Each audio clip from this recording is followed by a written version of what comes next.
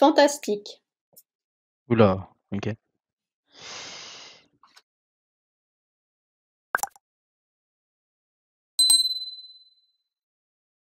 Alors là, les effets, c'est ouais, enfin fantastique. Enfin, c'est des choses assez qu'on peut pas vraiment exprimer en soi, enfin qu'on peut pas vraiment expliquer. Ou- Oui. Donc fantastique, ça vient du grec fantastikos et ça veut dire, bon, c'est pas très éloigné, on est d'accord, mais ça veut dire en fait tout ce qui est relatif à l'imaginaire ou à l'irréel.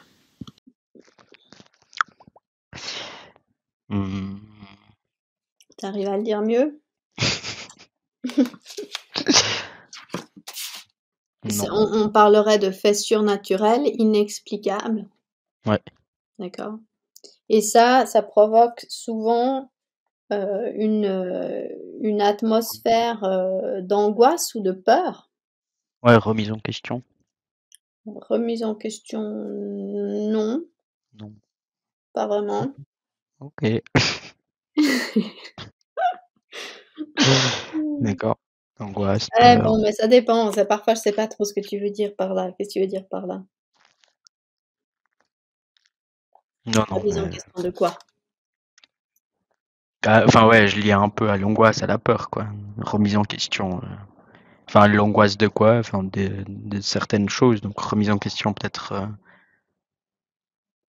de ces choses-là. Mais ouais. Bon, c'était un peu lié à l'angoisse et puis à la peur. D'accord. Mhm. On va dire ça comme ça. Alors, je pense que ce que tu veux dire, c'est pas ça.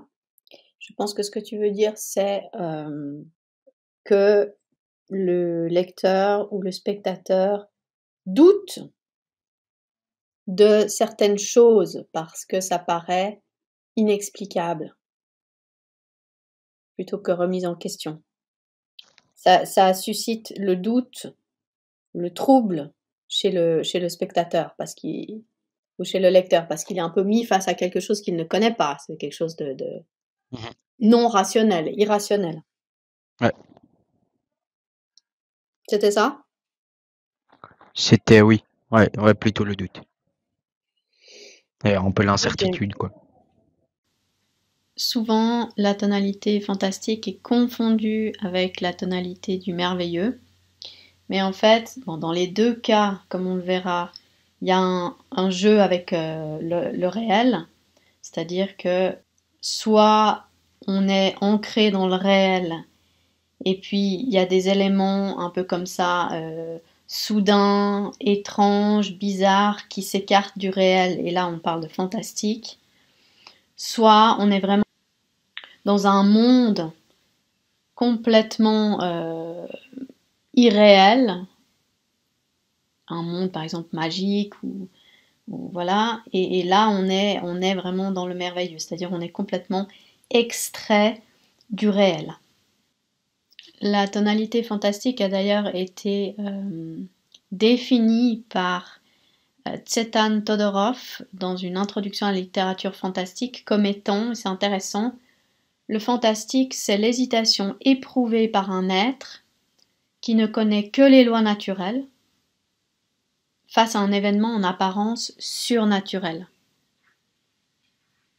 C'est-à-dire qu'en gros, dans un monde réel, tout d'un coup, il y a une irruption d'effets surnaturels ou irrationnels qui surprend donc à la fois le lecteur et celui qui le vit dans l'histoire. Et c'est ça vraiment le fantastique. C'est-à-dire qu'il y a une oscillation entre le réel et quelque chose de surnaturel qu'on ne comprend pas, qu'on n'arrive pas à concevoir, ce qui donne ce cadre un peu comme ça d'angoisse, de peur, de doute, d'inquiétude, etc., etc. Ouais, les procédés. Qu'est-ce qu'on retrouve comme champ lexical? Bah, un peu la peur, le surnaturel. Ouais.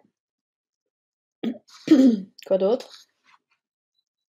Hmm, bah, la mort, parce que c'est quelque chose qui est... La mort, ouais, la folie aussi.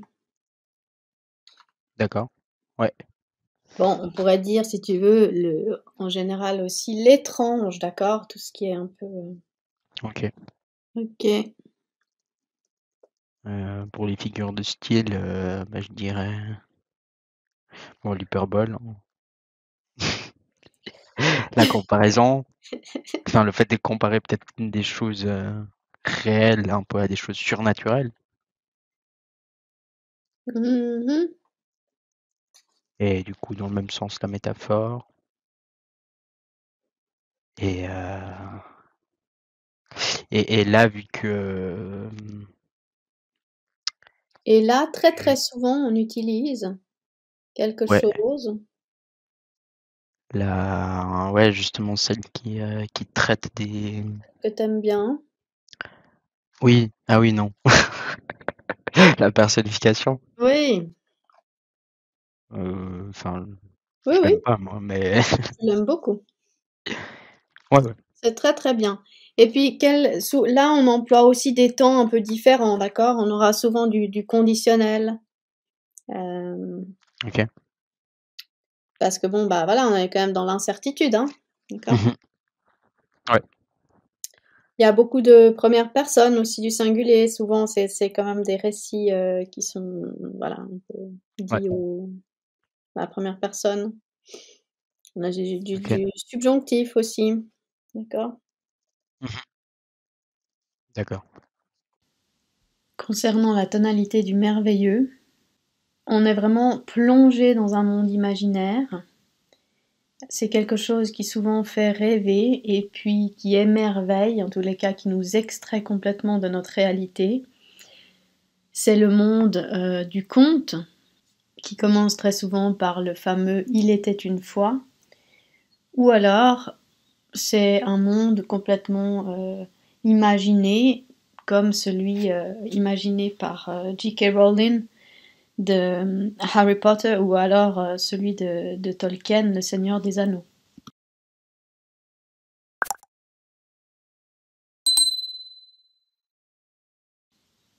Dans le prochain épisode, nous verrons ensemble la tonalité polémique. À bientôt.